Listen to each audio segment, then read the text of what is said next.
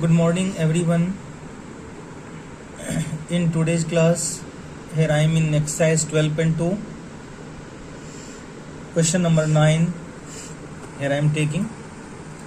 Question is: a brooch is made with silver wire in the form of circle with diameter 35 mm. The wire is also used in making 5 diameters, which divide the circle into 10 equal sectors as given in figure. Find first में total length of the silver wire required और second में the area of each sector of the brooch. तो मैं diagram यहाँ पे नहीं बनाया हूँ, आप बुक से देख लेंगे डायग्राम को. एक्सरसाइज 12.2 पेज नंबर 230 पे डायग्राम है. अब देखिए गौर से कि एक सर्कल है जिसके अंदर 10 सेक्टर्स इक्वल सेक्टर्स बने हुए हैं. तो सिल्वर वायर से सर्कल का जो सरकमफेरेंस है और जितने भी डायमीटर्स आप देख रहे हैं सर्कल के अंदर, वो सारे सिल्वर वायर से बने हुए हैं. तो क्वेश्चन में कह रहा है फर्स्ट क्वेश्चन में कि सिल्वर वायर का टोटल लेंथ निकालिए जो सर्कल बनाने में और 10 डायमीटर्स बनाने में यूज हो रहे हैं. तो आप गौर से देखिए इस क्वेश्चन में जो डायमीटर है आपको 35 मिलीमीटर है. हमने रेडियस निकाल लिया 35/2 मिलीमीटर.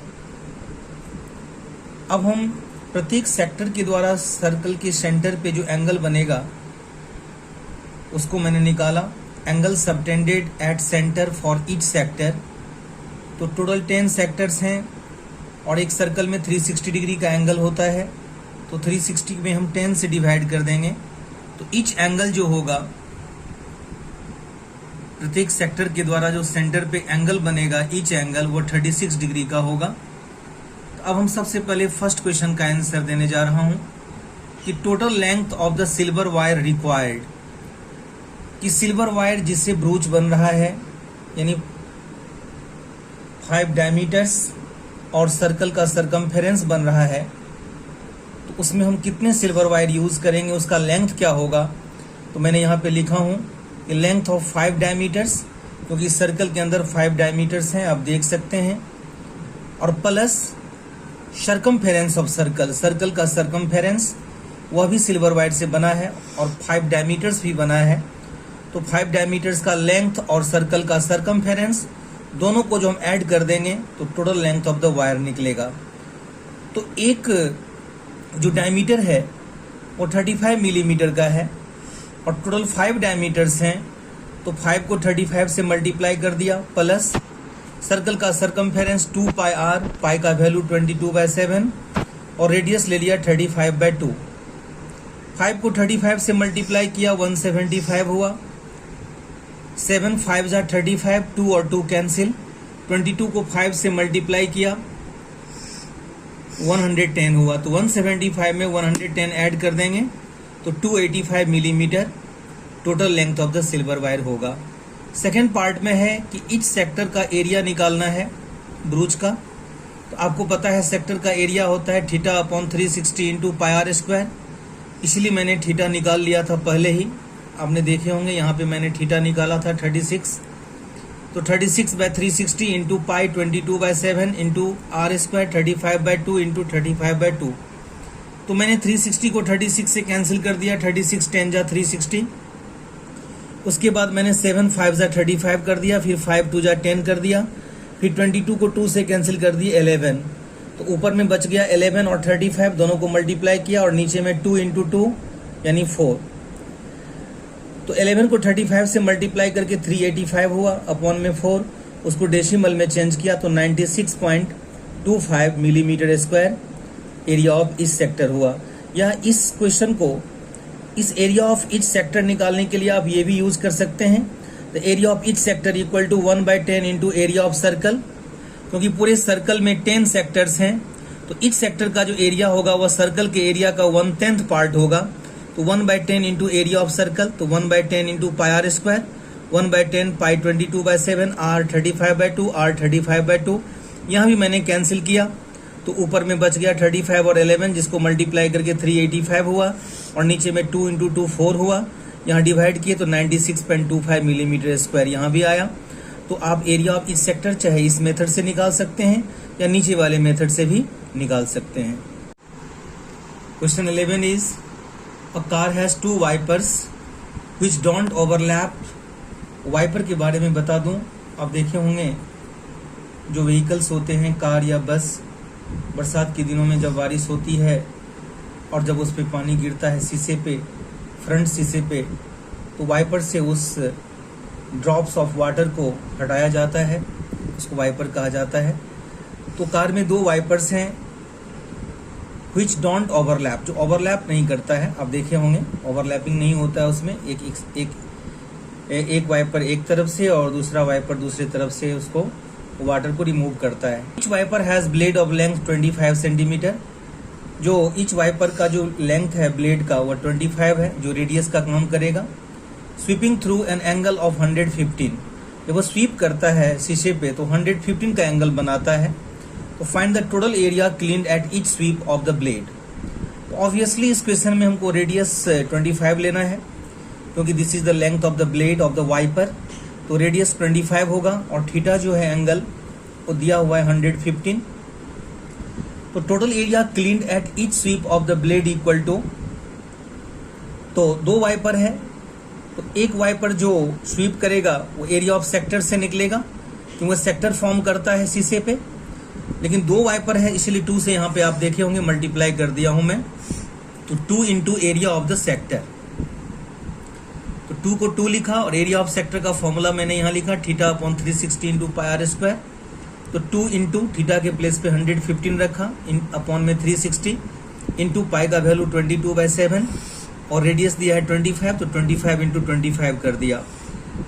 हमने यहाँ पे सबसे पहले 360 को 2 से कैंसिल किए 180 हुआ, फिर हमने 180 को 5 से कैंसिल किया 36 हुआ और यहाँ पे 223 हुआ। 115 को कैंसिल किया तो फिर मैंने 22 को 2 से कैंसिल किया 11 और यहाँ पे 18 हुआ, तो बच गया 23 इंटू 11 इंटू 25 इंटू 25 और नीचे में बच गया 18 इंटू 7। तो इन चारों नंबर को मल्टीप्लाई किया मैंने रफली, तो ये आ गया 158125, यानी 1,58,125 और 18 7 जा 126 centimetre square. This is the total area cleaned at each sweep of the blade. आप आंसर को यहाँ भी छोड़ सकते हैं, it is not essential that you have to change it in decimal, क्योंकि सीबीएसई में रूल है कि आप फ्रैक्शन में भी आंसर को छोड़ सकते हैं, आपका मार्क्स डिडक्ट नहीं होगा। नेक्स्ट क्वेश्चन है क्वेश्चन 13। आप देखेंगे एनसीईआरटी बुक जिसमें एक डिजाइन बना हुआ है सर्कल के अंदर, तो मैंने एक छोटा सा डायग्राम वैसे बनाया हूं, लेकिन बुक में आप उसको ढंग से देखिएगा, फिगर बना हुआ है। A round table cover has 6 equal designs as given in figure. If the radius of the cover is 28 centimetre, तो find the cost of making the designs at the rate of ₹0.35 per centimetre square. Use √3 equal to 1.7। अब गौर से देखिए, एक table cloth के अंदर design है, ये table cloth बनी हुई है सर्कुलर फॉर्म में, जिसके अंदर डिजाइन है 1 2 3 4 5 6 डिजाइन है। मुझे प्रत्येक डिजाइन का एरिया फाइंड करना है और उसका कॉस्ट निकालना है। तो clearly from figure area of 1 design equal to, तो अब हम 1 डिजाइन का जब एरिया निकालेंगे तो जैसे मान लीजिए ये कॉर्ड है AB, इसके नीचे ये डिजाइन है, तो मैंने यहाँ सेंटर ले लिया और O को A से O को B से ज्वाइन कर दिया, तो ये पूरा सेक्टर बन गया और ये ट्रायंगल बन गया। तो जैसे हम सेगमेंट का एरिया निकालते थे, area of sector minus area of triangle, तो प्रत्येक डिजाइन यहाँ पे एक सेगमेंट है, तो जब हम एरिया ऑफ 1 डिजाइन निकालेंगे तो वह सेगमेंट के एरिया से निकालेंगे, तो वहाँ होगा area of sector OAPB minus area of triangle AOB। तो सेक्टर का एरिया होता है theta upon 360 into pi are square. अब आप कहेंगे कि यहाँ थीटा 60 डिग्री कैसे हुआ, क्वेश्चन में तो कहीं दिया नहीं है। तो आप देख लीजिए गौर से, ये जो 6 डिजाइन है वह सेंटर पे जब हम ज्वाइन करेंगे तो यहाँ पे 6 सेक्टर बनेगा, तो प्रत्येक सेक्टर का जो एंगल निकलेगा सेंटर का वो 360 अपॉन में 6 से निकलेगा। तो 360 में 6 से डिवाइड करेंगे तो 60 डिग्री होगा, इसलिए थीटा का वैल्यू यहाँ पे 60 डिग्री लिया गया है। तो theta upon 360 into pi are square minus area of triangle का formula 1/2 r square sine theta, 1/2 r square sine theta. तो थीटा रख दिए 60 अपॉन में 360, पाई का value 22/7, r square 28 into 28 minus 1/2 r square 28 into 28 और साइन थीटा साइन 60, 60 6 जा 360, फिर 2 3 जा 6, 7 4 जा 28, 2 3 जा 6, 2 2 जा 4, बच गया 22 इंटू 2 इंटू 28 अपॉन में 3 माइनस 28 को 2 से कैंसिल किया 14, 14 इंटू 28 इंटू साइन 60 √3/2, फिर 14 को 2 से कैंसिल कर दिए, 2 7 जा 14, तो ये हो गया 22 इंटू 2 इंटू 28 अपॉन में 3 minus 7 into 28 into √3, 22 into 2 into 28/3 minus 7 into 28 into √3।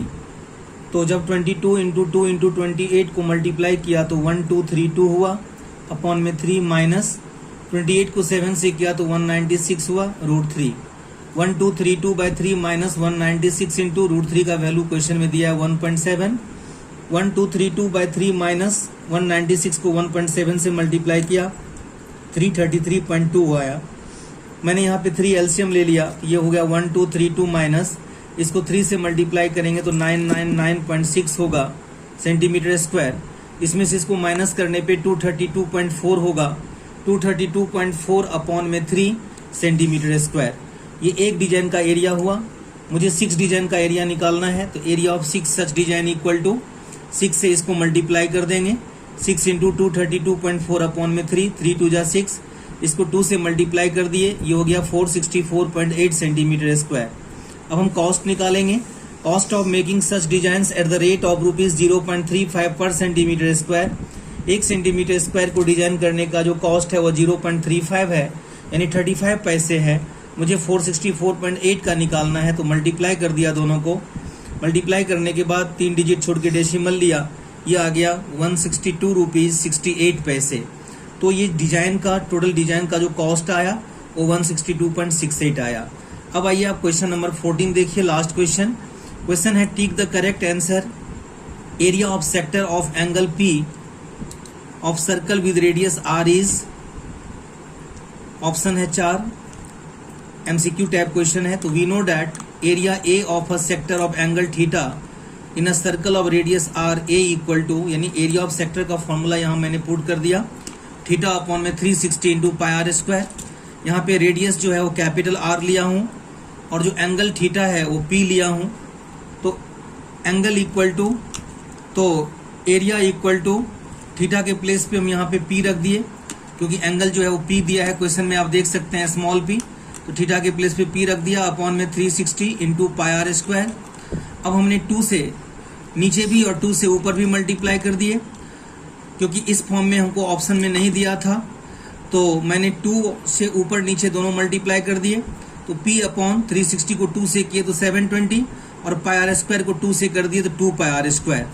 तो P अपॉन में 720 इंटू 2 पाई R स्क्वायर का जो फॉर्म है वो ऑप्शन डी में दिया हुआ है, तो डी ऑप्शन यहाँ पे करेक्ट होगा, जिसमें दिया है एरिया का वैल्यू P अपॉन में 720 into 2 pi R square. Now new topic is areas of combinations of plane figures. उसमें हम एग्जाम्पल नंबर 5 ले रहा हूँ, एग्जाम्पल 4 को बाद में करेंगे क्योंकि वो बड़ा है थोड़ा। तो एग्जाम्पल 5 है, find the area of the shaded region in given figure for ABCD is a square of side 14 centimetre. ABCD square है जिसका ईच साइड 14 दिया है, उसके अंदर 4 सर्कल है, चारों सर्कल का रेडियस इक्वल है। अब सर्कल को हटा के जो अंदर में प्लेस है, जो रीजन बच गया उसको हम सेड कर दिया हूँ, उस शेडेड रीजन का एरिया निकालना है। तो सबसे पहले हम एरिया ऑफ स्क्वायर निकाल लिए साइड इंटू साइड से, तो 14 इंटू 14 ये हो गया 196 सेंटीमीटर स्क्वायर। अब हम प्रत्येक सर्कल का डायमीटर निकालेंगे, प्रत्येक सर्कल का। अब आप देखिए ये जो 14 है वह 2 सर्कल का डायमीटर है, ये 2, क्योंकि यहाँ से लेकर यहाँ तक में 2 सर्कल का डायमीटर हो जाएगा। तो डायमीटर ऑफ ईच सर्कल निकालेंगे हम, तो 14/2 हो जाएगा, यानी ये 14 जो है वो 2 सर्कल का है, तो एक सर्कल का जो डायमीटर होगा वो 7 होगा, 14/2 कर दिया। तो हम रेडियस निकालेंगे ईच सर्कल का, radius equal to diameter by 2, तो 7/2 हो गया रेडियस। अब एरिया ऑफ 1 सर्कल हमने निकाला, क्योंकि 4 सर्कल है, तो 4 सर्कल को हम पहले एक सर्कल का निकाल के 4 से मल्टीप्लाई करेंगे, तो area of one circle pi are square, pi का वैल्यू पुट कर दिया, रेडियस 7/2 इंटू 7/2, 7 और 7 कैंसिल, 11 2 जा 22, ये हो गया 11 7 जा 77/2 सेंटीमीटर स्क्वायर। ये एक सर्कल का एरिया हुआ। अब हम एरिया ऑफ 4 सर्कल निकालेंगे, तो इसको हम 4 से मल्टीप्लाई करेंगे, तो 4 इंटू 77/2, 2 2 जा 4, 2 को 77 से मल्टीप्लाई करेंगे 154 होगा, 154 सेंटीमीटर स्क्वायर। अब मुझे एरिया ऑफ शेडेड रीजन निकालना है, तो पूरे स्क्वायर में से चारों सर्कल का एरिया यदि हम माइनस करते हैं तो area of the shaded region हो जाएगा area of square minus area of 4 circle. तो एरिया ऑफ स्क्वायर जो है वो 196 है और एरिया ऑफ सर्कल जो है 4 सर्कल वो निकाला हूँ 154। तो 196 में से 154 माइनस कर देंगे तो ये 42 सेंटीमीटर स्क्वायर इसका आंसर होगा। शेडेड एरिया का, शेडेड रीजन का एरिया निकलेगा। तो आज का होमवर्क है आपका सोल्व एक्सरसाइज 12.2 एंड 12.3 आपको सोल्व करना है, जितना भी क्वेश्चन बन सके। तो today I want to finish your class. Good bye to everyone.